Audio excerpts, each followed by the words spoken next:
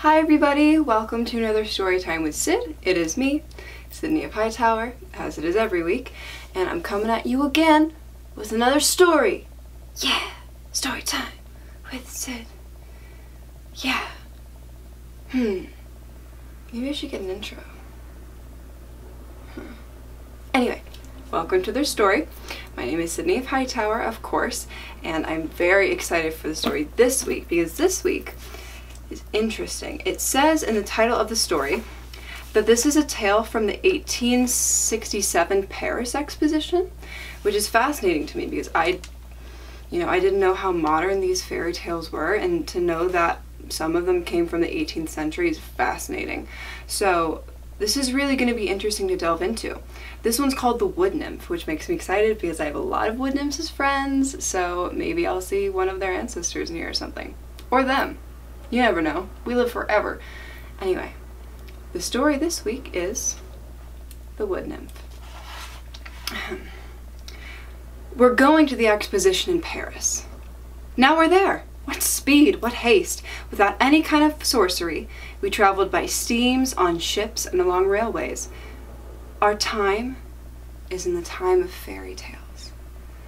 We're in the center of Paris, in a grand hotel. Flowers adorn the stairs all the way to the top. Soft carpets cover the steps. Our room is comfortable, and the balcony door stands open, facing a large square. Down below dwells the springtime. It was brought to Paris, arriving at the same moment that we did. It appeared from a big young chestnut tree, with delicate newly sprouted leaves. What springtime loveliness it wears compared to the other trees on the square.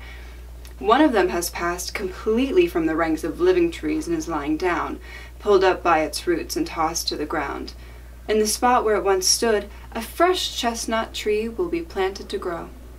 For the moment, the chestnut is still standing upright in the heavy wagon that brought it to Paris this morning from many miles away out in the country. There it stood for years, close to a mighty oak tree. Under it, the blessed old priest often sat, talking and telling stories and listening to the children, because children have more interesting stories to tell as well. The young chestnut tree listened too. The wood nymph inside it was still a child after all. She could remember back to the time when the tree was so small that it reached only a little above the tall blades of grass and ferns. They were then as big as they would ever be, but the tree grew bigger and bigger each year, drinking in the air and the sunshine, receiving dew and rain, and inevitably being jostled and shaken by the strong winds. It's all a part of growing up. The wood nymph was happy with her life, with the sunshine and the songs of the birds. Yet her greatest joy was in the human voice. She understood their language just as well as she understood the animals. Kind of sounds familiar. Butterflies, dragonflies, and houseflies. Yes, everything that could fly paid a visit, and all of them gossiped. They talked about the village, the vineyards, the forest, the old castle and grounds with its moats and ponds. In the water dwelled living creatures that in their own way could fly from place to place underwater. Creatures with knowledge and thoughts. They were so wise that they never said a word. The swallow that had dipped down into the water spoke of the beautiful goldfish, about the fat bream, the plump trenches, and the old algae-covered carp. The swallow gave very good description, but it's better to see for yourself, it said. Yet how could the wood nymph ever have a look at those creatures? She would have to make do with gazing out across the lovely landscape and sensing all the bustling human activity. How lovely it was! But the loveliest of all was when the old priest stood under the oak and talked about France, about the great deeds of men and women whose names have been spoken with admiration down through the ages. The wood nymph heard about the shepherdess Joan of Arc and about Charlotte Corday. She heard about the ancient times, about the days of Henry IV and Napoleon I, about cleverness and greatness all the way up to the present. She heard names, each of which had resonated in the hearts of the people. France is the foremost country in the world, they said.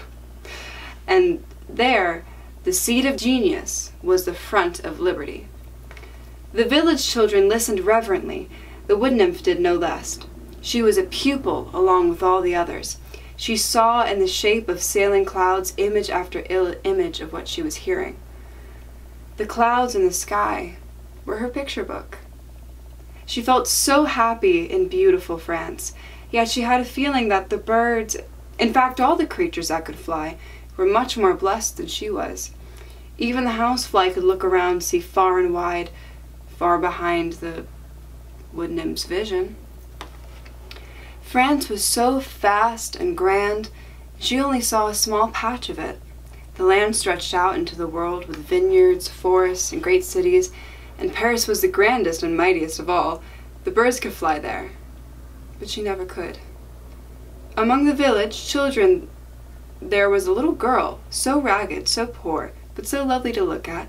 She was always singing and laughing, painting red flowers into her black hair. "Don't go to Paris," said the old priest. "You poor child, don't go there. It will be your ruin." And yet that's where she went. The Wood Nymph often thought about her. They both shared the same desire and longing for the great city. Spring came, then summer, autumn, winter. A couple of years passed. The Wood Nymph's tree bore its first chestnut blossom, and the bird chirped about it in the lovely sunshine. The stately coach came along the road carrying an elegant lady. She was driving the beautiful prancing horses herself, with a lively clad little groom sat in the back. The Wood Nymph recognized her. The old priest recognized her, shook his head, and said sadly, "You went there and it was your ruin, poor Marie." "How can he call her poor?" said the Wood Nymph. "Oh, what a transformation! She's dressed like a duchess. That's what she became in the City of Enchantment. If only I were there, in all of its radiance and splendor. At night the city illuminates the clouds, and when I look towards a spot where I know it must be." Yes, the Wood Nymph looked in that direction every evening, every night. She saw the glittering haze in the horizon. She missed it on the bright moonlit nights. She missed the sailing clouds that showed her images from the city and from history. A child reaches for her picture book. The Wood Nymph reached for the cloud world, her book of thoughts. For her, the summer warm, cloudless sky was a blank page, and during the past few days, she had seen nothing else. Warm summertime had arrived, with sun-hot days and no breeze. Every leaf, every flower seemed in a stupor. The people did too. Then clouds rose up, in the very direction where at night the glittering haze proclaimed, "Here is Paris!" The clouds rose, forming an entire landscape of mountains shooting through the air, out over the whole countryside for as far as a Wood Nymph could see. The clouds were piled like mighty blue-black boulders, layer upon layer, high in the air. Lightning bolts flashed from them. "They too are God's servants," the old priest said. And then came a blinding bluish flash, gleaming as if the sun itself had exploded the boulders. Lightning struck, smashing the mighty old oak tree to its roots. Its crown shattered, its trunk shattered. Split apart, it fell, as if spreading out to embrace the messenger of light. No bronze cannons have ever boomed through the air and across the land at the birth of a royal child, the way the thunder pealed at the passing of that old oak tree. The rain poured down. A refreshing wind blew. The storm had passed. It felt as solemn as a Sunday. The villagers gathered around the fallen oak. The old priest spoke words of praise, and a painter sketched the tree itself as a lasting memorial. "Everything passes on," said the Wood Nymph. "Passes on like the clouds, never to come again." The old priest came no more. The school roof had fallen in. His pulpit was gone. The children came no more. But autumn did return. Winter came, and also spring. And during these shifting seasons, the Wood Nymph gazed in the direction where every evening and night on a distant horizon, Paris gleamed like a radiant haze. Out of it flew locomotive after locomotive, one train after another, rushing, roaring, and at all hours. In the evening, at midnight, in the morning, and all day long the trains came, and crowding in and out of them were people from every country on earth. A new wonder of the world had summoned them to Paris. How did this wonder manifest itself? "A magnificent flower art of the industry," they said, "has sprung up from the barren sand of the Champ de Mars, a gigantic sunflower, from whose leaves you can learn geography and statistics, acquire the knowledge of a guildmaster, be uplifted by art, and acquire poetry. Study the size and greatness, of all the other countries. Fairytale flower, others said. A colorful lotus plant spreading its green leaves out across the sand, like velvet carpets that burst forth in early spring. The summer will reveal its glory. The autumn storms will blow it away, and not a leaf or root will remain. Next to the École Militaire stretches the Champ de Mars in a time of peace. The field will neither grass nor straw, a patch of sandy steppe cut from the African desert, where Fata Morgana displays her mysterious air castles and hanging gardens. At the Champ de Mars, they appeared even more magnificent, more wondrous, for ingenuity had made them real. A present-day Aladdin's palace is rising up, people said. Day by day, hour by hour, it unfurls more and more of its rich splendors. The endless halls are resplendent with marble and colors. Here, Master Bloodless is moving his steel and iron limbs in the great circular Palais des Machines. Works of art in metal and stone and textiles proclaim the spirit that is stirring in all the countries of the world. Halls of paintings, floral splendor, everything that spirit and hands can create in a craftsman workshop is displayed here. Even ancient relics from old castles and peat bogs have appeared. This great, overwhelming, colorful show has to be diminished, reduced to a toy in order to be reproduced, comprehended, and seen in its entirety. Like a Christmas banquet table, Champ de Mars presented an Aladdin's palace to industry and art, and surrounding it were trinkets from every country, trinkets of greatness. Each nation was giving a memento of its homeland. There stood a palace of Egypt, and there a caravansary of the desert. The Bedouin on his camel arriving from his land of sun rushed past. There sprawled the Russian tables with magnificent fiery horses from the steppes. The little Danish farmhouse with its thatched roof and its Dannenburg flag stood next to Gustav Vasa's house from Dalarna, carved so magnificently from wood. American cabins, English cottages, French pavilions, gazebos, churches, and cabins. Theaters were wondrously scattered all around, and among them, fresh green lawns, clear trickling water, flowering shrubs, rare trees, and hothouses that made you think you were in tropical forests. Entire rose gardens brought from Damascus were resplendent beneath the rooftops. What colors! What fragrances! Stalactite grottos, artificially constructed, surrounded pools of both fresh and salt water, offering a view of the marine realms. You could stand on the bottom and fish among the polyps. All this, they said, is now presented and on exhibit at the Champ de Mars. Across this enormous, richly set banquet table, like a swarm of busy ants, moves a whole crowd of people on foot or conveyed in small carts, since not every pair of legs can tolerate such an exhausting trek. From early morning until late in the evening they come. Steamship after steamship, packed with people, glides along the Seine. The onslaught of carriages keeps increasing. The crowds of people, both afoot and on horseback, swell constantly. The trams and omnibuses are crammed, stuffed, and bedecked with people.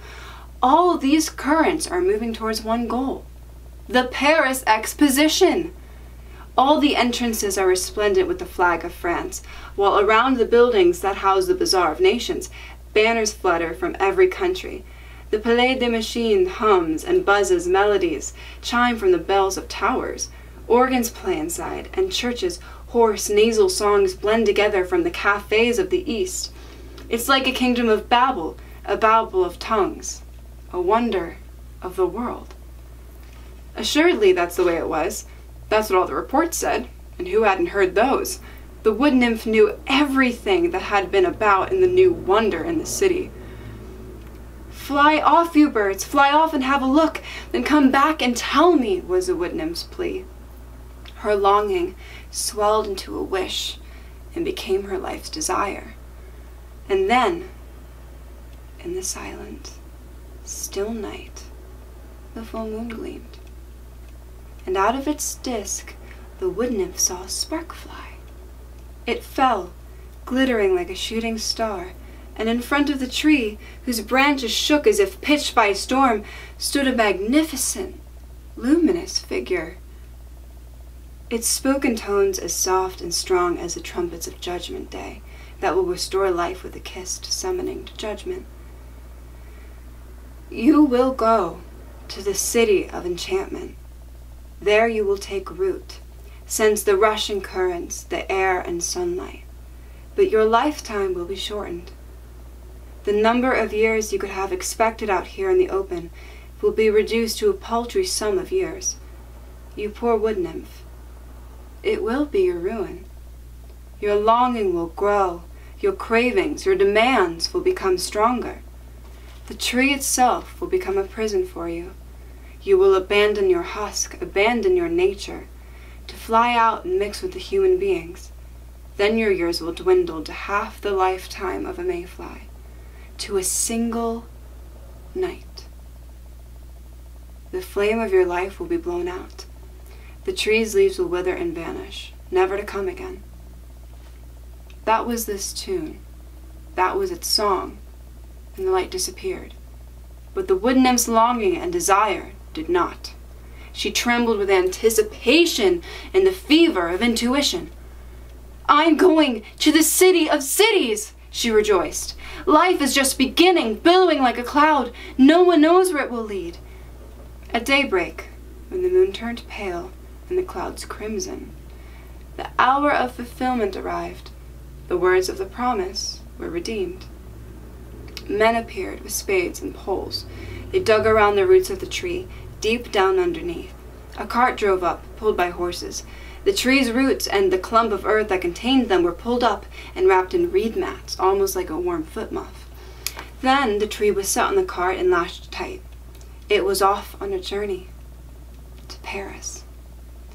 It would remain there and grow in the great city of France, the city of cities. The branches and leaves of the chestnut tree trembled as the cart began to move. The wood nymph trembled with the pleasure of anticipation. Away! Away! Sounded in every pulse. Away! Away! Sounded in trembling, hovering words. The wood nymph forgot to say farewell to her home, the swaying blades of grass and the innocent chamomile that had looked up at her as they would a great lady in the garden of our Lord, a young princess, playing shepherdess out there in the open country. The chestnut tree was on the cart, nodding with its branches to say either, live well, or away. The wood nymph wasn't sure which. She was thinking about, she was dreaming about, all that was so wondrously new and yet so familiar, all that was about to unfold. No child's heart full of innocent joy, no blood of passion has ever begun a journey to Paris more filled with thoughts. Live well became away, away. The wheels of the cart turned. That was distant became near, and then was left behind. The countryside changed as clouds change. New vineyards, forest villages, houses, and gardens sprang up, approached, and rolled past. The chestnut tree moved onward. The wood nymph moved with it. Locomotive after locomotive roared past each other, crisscrossing paths. The locomotives sent up clouds that formed the shapes telling of Paris, which was where they came from and where the wood nymph was headed. Surely everything around her knew and understood where she was going. She thought that every tree she passed was stretching out its branches toward her and pleading, "Take me along! Take me along!" Inside every tree lived another wood nymph, filled with yearnings. What changes! What speed! The buildings seemed to shoot up from the earth, more and more of them, closer and closer together. The chimneys rose up like flower pots stacked on top of each other, and side by side along the rooftops. Enormous inscriptions composed of letters 2 feet high and painted shapes that shone brightly covered the walls from foundation to cornice. When does Paris start? And when will I be there? The wood nymph asked herself. The crowds of people swelled. The bustle and commotion grew. The carriages followed carriage. There were people on foot and horseback, and everywhere, shop after shop, music, song, shrieks, and conversations were. The wood nymph sat in her tree, and she was in the middle of Paris. The big heavy cart came to a halt, in a little square planted with trees and surrounded by tall buildings. Every window had its own balcony, with people looking down at the young, fresh chestnut tree that came riding along, and now was to be planted here, in place of the dead, uprooted tree that lay stretched out on the ground. People on the square stopped and gazed with smiles and pleasure at this springtime greenery. The older trees, still in bud, rustled their branches greeting, "Welcome, welcome!" And the fountain, which tossed its jets of water into the air to make a splash into the wide basin, let the wind carry drops over to the newly arrived tree as if offering a drink of welcome. The wood nymph felt her tree being lifted out of her cart and placed at its future site. The tree's roots were covered with earth. Fresh soil was laid on top. Blossoming shrubs and pots containing flowers were planted, just like the tree. An entire garden plot was created in the middle of the square. The dead, uprooted tree, killed by gas fumes, cooking fumes, and the plant-suffocating city air, was put on the cart and driven away. Crowds of people watched. Children and old people sat on the benches outdoors and looked up through the tree's foliage. And we, who are telling the story, stood on the balcony, looking down at the young springtime from the fresh country air and said, as the old priest would have said, "You poor wood nymph." "How happy I am! How happy!" said the wood nymph. "And yet I can't quite grasp it, can't express what I feel. Everything is just as I imagined, yet not as I imagined." The buildings stood so tall and so close together. The sun shone directly on only one wall, which was just pasted over with placards and posters. People stood in front, jostling each other. Wagons, both light and heavy, raced past. Omnibuses, those packed in moving houses, sped by. Riders on horseback faced off. Carts and carriages vied for the right of way. The wood nymph thought, if only the buildings grown so tall and standing so close together would start moving too, changing shape the way the clouds in the sky change, sliding aside so she would be able to see Paris and look out over it. Notre Dame would appear, Palace Vendôme, and the wonder that had summoned and was still summoning all the foreigners here. But the buildings did not budge.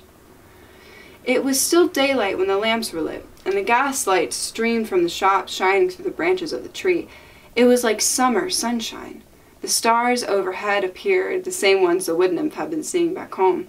She thought she could sense a breeze coming from there, pure and gentle. She felt uplifted, strengthened, and sensed a visual force penetrating every leaf of her tree, an awareness in the very tips of its roots. She found herself in the midst of the living world of humans, observed by the gentle eyes. All around were sounds and commotions, colors and light. From the side streets came the sound of wind instruments and the tunes of barrel organs made for dancing. Oh yes, for dancing, for joy and pleasure they played. It was music that would make people, horses, carriages, trees, and buildings dance if they could dance. An intoxicating joy rose inside the wood nymph's breast. How blissful and lovely, she rejoiced. I'm in Paris. The next day, the night that followed, and then another day offered the same sights, the same comings and goings, the same life, changing and yet always the same. Now I know every tree, every flower on this square. I know every building, balcony, and shop where I've been placed in this cramped little corner that hides me from the magnificent city. Where is the Arc de Triomphe, the boulevards, and the wonder of the world? I can see none of them. Imprisoned as if in a cage, I stand here among these tall buildings that I now have memorized, with their inscriptions, placards, and signs, all the painted-on delicacies that no longer appeal to me. Where is everything I've heard about, known about, longed for, and the reason I wanted to come here? What have I won, gained, found? I yearn as I did before. I sense a life I must seize and embrace. I must join the ranks of the living, cavort among them, fly like the birds, see and feel, actually become a human being, and seize half a day of life in place of years of dwelling in the weariness and tedium of the ordinary, which will make me sicken and droop, sink like the meadow mist and vanish. I want to gleam like the cloud, gleam in the sun of life, gaze out across everything like the cloud, race off as it does, often no one knows where. This was the wood nymph's sigh, which rose up like a prayer. Take my years of life. Give me half the life of a mayfly. Release me from my prison. Give me human life, human happiness for one brief moment, even a single night if that's all I can have, and then punish me for only my bold love of life, my longing for life. Obliterate me. Let my husk, this fresh young tree, withered, fall, turn to ash, and be blown away by the wind. The branches of the tree rustled. A tickling sensation arose, a trembling in all the leaves as if a fire were coursing through them or shooting out of them.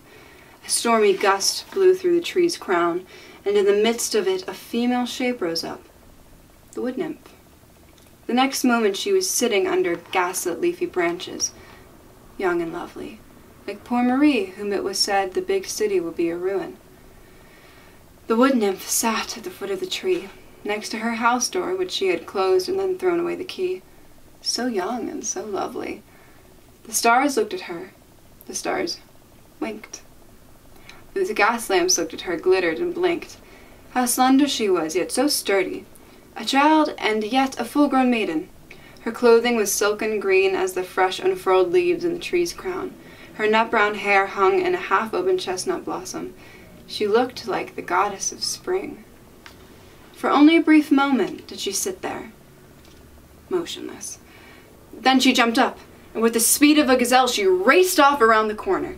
She ran, she leaped, like the flash in a mirror that is carried in the sun, the flash that with every movement is tossed here and there. If anyone had taken close look and been able to see what there was to see, and how wondrous it was. At every spot where she lingered for a moment, her clothing changed, as did her shape, to match the character of that place, that building, and that lamp that shone upon her. She reached the boulevard. There a sea of light streamed from the gas flames and the street lamps, shops and cafes.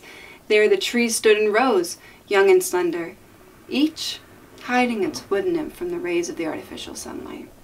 The endlessly long sidewalk was like one huge banquet hall. Tables were set with all types of refreshments, from champagne to chartreuse to coffee and beer. On displays were flowers, pictures, statue books, and colorful fabrics.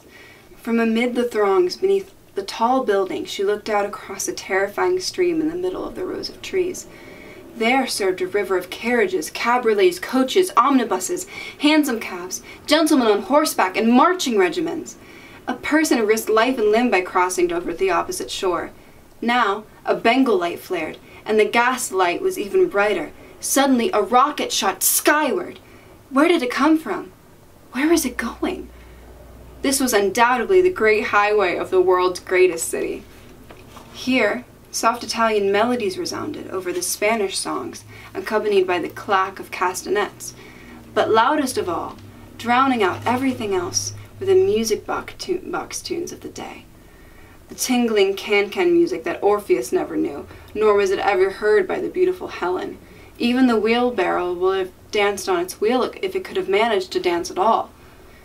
The wood nymph danced, swayed, flew, her colors changing like a hummingbird in the sunlight, reflecting every building of the world inside. Like the gleaming lotus blossom, torn loose from its root and borne by the currents and its eddies, she drifted away. And wherever she paused, she would take on yet another shape. That's why no one was able to follow, recognize, or observe her. Like cloud images, everything flew past her, face after face. But no one did she know. Not a single figure from her home region did she see. In her mind, two radiant eyes shone. She was thinking about Marie.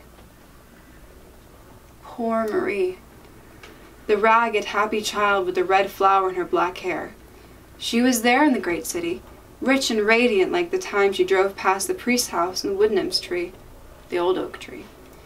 She was most assuredly here, in the deafening din, perhaps having just alighted from a magnificent waiting coach. Splendid carriages were stopped here. The coachmen wore braided livery, the servants wore silk stockings.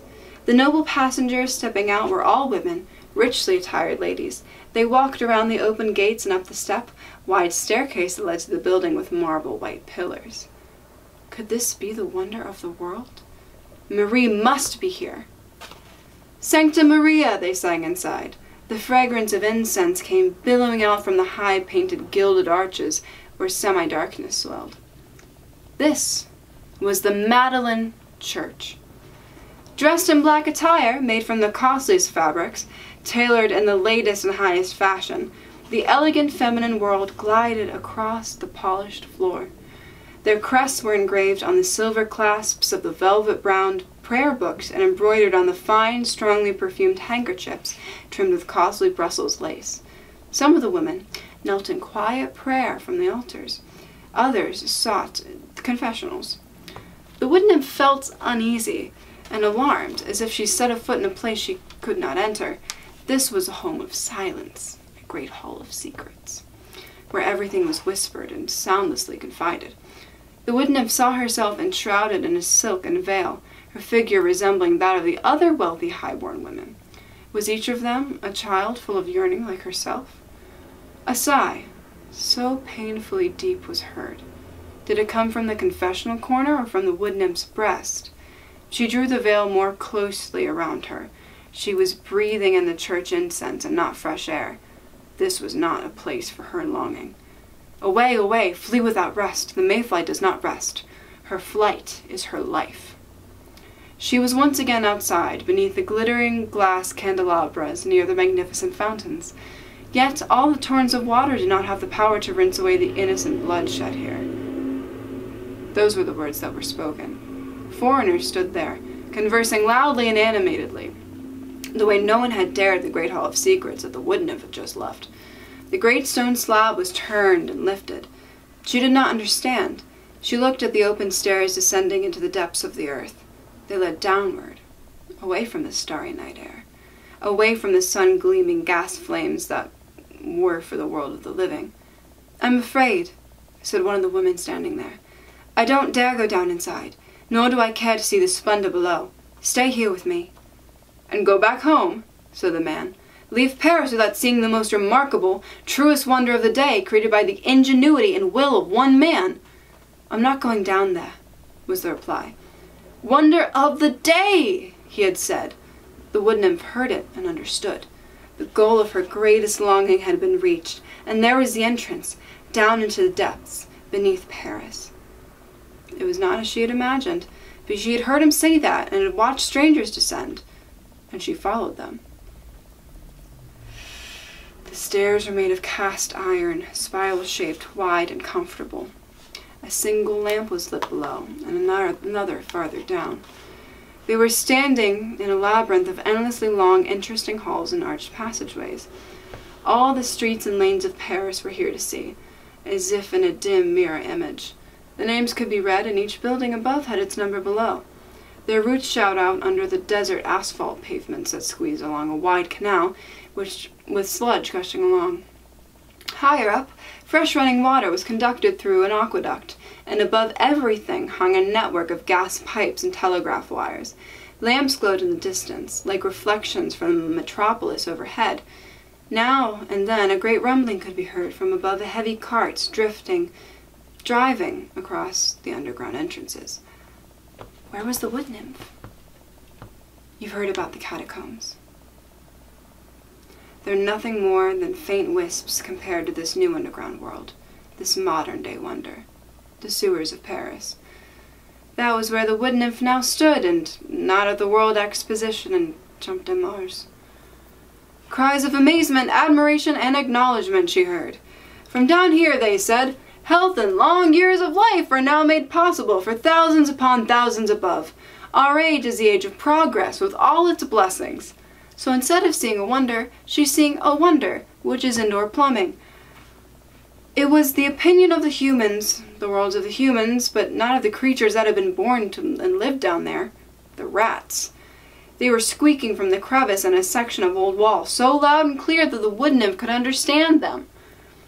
A big old male rat, with a bitten-off tail, piercingly screeched in fury, his worry, the one and only right opinion. and his family agreed with every word. "I'm sickened by that meowing, the human meowing, that ignorant talk. Oh yes, things are certainly lovely down here with this gas and petroleum, but that's not something I can eat. Everything has become so fine and so bright down here that it makes you sit around feeling ashamed without knowing why. If only we were living in the age of tallow candles. That wasn't so long ago. It was a romantic time, they say." "What are you saying?" asked the Wood Nymph. "I didn't notice you before. What are you talking about?" "About the good old days," said the rat.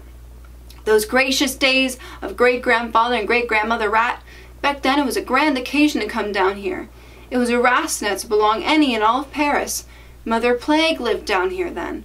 She killed human beings, but never rats. Thieves and smugglers breathed freely down here. It was a refuge for the most interesting characters who are now seen only in the melodramas up above. The romantic age is over, even in our rat's nest. We now have fresh air down here, and petroleum." That is what the rat was squeaking. He squeaked at the new age and praised the past with Mother Plague. A cart was waiting, a kind of open omnibus with small lively horses fastened to the front. The group climbed in, to rush off along the Boulevard Sebastopol, the underground one. Right overhead stretched the familiar one, crowded with people up in Paris. The cart vanished in the semi-darkness, and the Wood Nymph vanished, rising in the glimmer and gas flames up into the fresh air. Up there, not down below among the intersecting vaults in their muffled air, would wonder be found.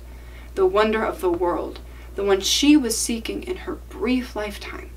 Surely it would shine brighter than all the gas flames below, brighter than the moon that was now sliding into view. Yes, of course. She saw it in the distance. It was shining before her, gleaming like winking Venus in the sky. She saw a radiant gate that stood into a little garden filled with lights and dance melodies. The gaslights shone like borders of flowers, and around quiet lakes and ponds were water plants, artificially made, cut from sheets of tin. Then bent and painted, glittered in all that light, shooting 2-foot-high jets of water from their chalices. Beautiful weeping willows, the real weeping willows of spring, lowered their fresh boughs like a green veil, transparent yet concealing. Here among the shrubbery burned a bonfire, its red gleam casting light over the small, dim, silent arbors, pulsating with tunes. Music that trickled in the ear, enchanting, enticing, chasing the blood through people's limbs.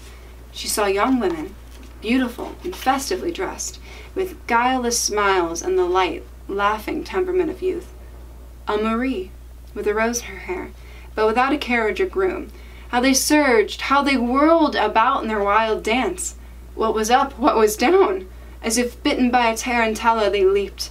They laughed, they smiled blissfully, happy to embrace the whole world. The Wood Nymph felt herself swept up by the dance. Her elegant little feet wore silk slippers, chestnut brown like the ribbon that fluttered from her hair over her bare shoulders. Her green silk gown billowed in great folds without hiding her beautifully shaped legs and exquisite feet that seemed to want to sketch magical circles in the air, the face of a dancing young man. Was she in Armida's enchanted garden? What was this place called? The name was lit up outside the gas flames. Mabille. Tunes and applause, rockets and trickling water pierced by the pop of champagne corks. The wild dancing was bacchanalian, and over it sailed the moon, the face a bit skewed. The sky without a cloud, clear and pure, it seemed possible to look straight into heaven from Mabille. A consuming, urgent joie de vivre. Uh-oh.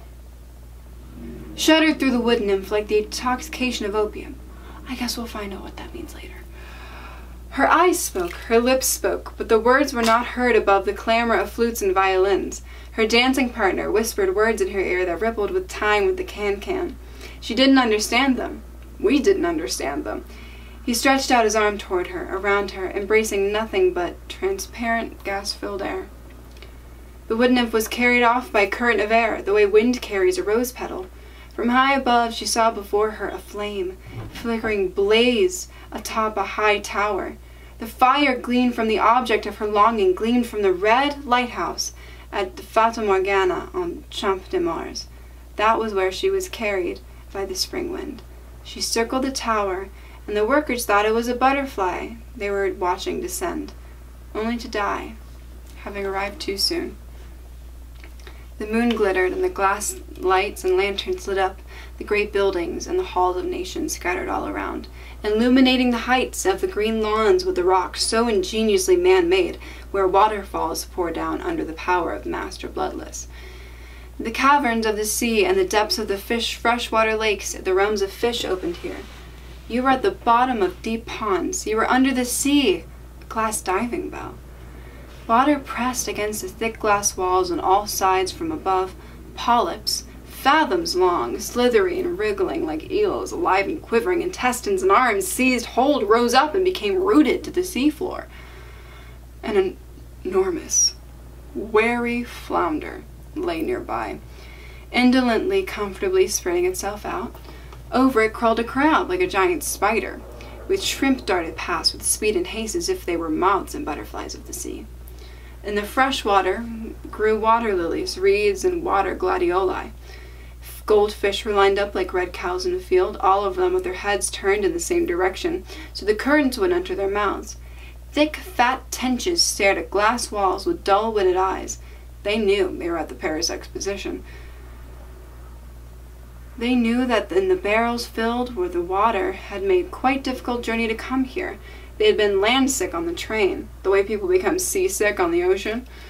They had come to see the exposition, and see it they did from their own freshwater or saltwater box seats, watching the throngs of people moving past from morning to night. All the nations of the world had sent their perch, and algae-covered carp could see the humans and voice their opinion about such creatures. "They're scale fish," said a muddy little carp. "They change their scales 2 or 3 times a day and make mouth noises. Speech, they call it. We don't change, and we make ourselves understood in a much easier way by twitching our lips and staring with our eyes. We're much more advanced than human beings." "Yet they've learned to swim," said a little freshwater fish. "I come from a big inland lake. During the hot days, human comes into the water, but first they take off their scales. Then they swim, and frogs taught them how by kicking their hind legs and stroking with their front legs. They can't do it for long. They want to be like us, but that's impossible. Poor humans." And the little fish stared. They thought the whole crowd of people they had seen in the bright daylight that was still moving about. Yes, they were convinced they could still see the same figures that had first struck their nerves of perception, so to speak. A little perch, with beautiful tiger-striped skin and enviably rounded back, swore that the human mire was still there. He could see it. "I see it too, and I see it quite clearly," said a jaundiced golden tench. "I can clearly see the beautiful shaped human form, the long-legged lady or whatever they called her. She had lips and staring eyes, 2 balloons behind and closed parasol in front, great duckweed appendages and all sorts of baubles. She could take everything off and move as we do, the way we were created to move, but then she would look like a respectable tench, as much as a human being could." "Where did he go? The one on the rope, the male human that they were pulling along?" "He was riding in a wagon with a seat, sitting with a piece of paper, pen, and ink, writing everything up, writing everything down. What was the meaning of that? They called him a writer?" "He's still riding along," said the algae-covered maidenly carp who had the temptation of the world in her gullet and had made her hoarse. She had once swallowed a fish hook and was still patiently swimming around with it in her throat. That's how the fish talked. But in the midst of the artificially constructed water-bearing grotto came the sound of hammering and the song of workers. They had to labor through the night in order to finish it all on time. They were singing in the summer night dream of the Wood Nymph. She stood inside, soon to fly off and vanish once more. "Goldfish," she said, nodding to them. "So I managed to see you after all." "Yes, I know you. I've known you for a very long time. The swallow told me all about you back home. How beautiful, glittering, lovely you are. I could kiss each and every one of you. I know the others too. It must be the fat bream, and the delectable brace, and here the old algae-covered carp. I know you, but you don't know me." The fish stared, not understanding a single word. They peered into the waning light. The wood nymph was no longer there. She was standing outdoor in the world's wonder blossoms spread fragrances from the various lands, from the land of rye bread, coast of dried cod, the realm of Russian leather, the riverbank of eau de Cologne, and the orient of rose oil. After a night of dancing, we drive home half asleep, and in our ears echo the melodies that we heard, still so clear that we could sing each and every one of them. And just as the eye of a dead man that last saw lingers for a time in a photograph, so did the tumult and glare of the day remain in the night. It had not slipped away. It was not yet extinguished. The wood nymph could sense this. She knew it was still rushing onward, even tomorrow. The wood nymph stood among the fragrant roses, thinking she recognized them from her home. Roses? From the castle ground and from the priest's garden. The red pomegranate she saw here, too, the kind that Marie had worn in her coal black hair. Memories from her childhood home out in the country flashed through her mind. She drank in the sights all around with greedy eyes, and feverish restlessness filled her, guiding her through the wondrous halls. She felt tired, and her weariness grew. She felt an urge to rest on the soft oriental cushions and carpets spread all around inside, or to lean like a weeping willow down towards the clear water and dive in. But the mayfly never rests. The day would be over in minutes. Her thoughts trembled, her limbs shook and sank down into the grass beside the trickling water. You leap from the earth with eternal life, she said. Cool my tongue, give me refreshment. I am not a living fount, replied the water. A machine makes me leap. Green grass, give me some of your freshness, begged the wood nymph. Give me some of your fragrant flowers. We will die if you pull us out, replied the blades of grass and the flowers. Kiss me, you fresh gust of air. Kiss me with fresh life. Soon the sun will kiss the clouds crimson, said the wind, and then you will be among the dead, passing away as all the splendor here will pass before the year is out. Then I can once again play with the light, loose sand on this site, blowing dust across the earth, dust through the air, nothing but dust. The wood nymph felt a sense of dread, like the woman who has slit her wrist in the bath and is bleeding, but as she bleeds wishes it to go on living. She rose up, took a few steps forward, and then collapsed again before the chapel. The door stood open, candles burned on the altar, the organ was playing. What music! Such tones the wood nymph had never heard, and yet within them she seemed to hear familiar voices. They came from the depths of the heart of all creation. She thought she could sense the rustling of the old oak. She thought she could hear the old priests speaking about glorious deeds, about famous names, and about what God's creation might offer as gifts to a future age, and must give it in order to win eternal life. The chords of the organ surged and resounded, sang in song. Your longing and desire tore you up from the roots of your God-given place. It was your ruin, you poor wood nymph. The sky and the clouds gleamed crimson. The wind sighed and sang, Away, dead ones, now the sun is rising. The first ray fell on the wood nymph. Her figure shone with shimmering colors like a soap bubble as it bursts, vanishes, and becomes a drop, a tear, that falls to the ground and disappears. The poor wood nymph, a dewdrop, nothing but tear, was shed, and then fled. The sun shone over the Fata Morgana of Champ de Mars. It shone over great Paris, over the little square with the trees and the splashing fountain, between the tall buildings where the chestnut tree stood, but with the drooping branches and withered leaves. The tree, which only yesterday stood, as erect as a full life of spring itself, now had perished, they said. The wood nymph had perished, passed on like a cloud, and no one knew where. On the ground lay a withered, tattered chestnut blossom.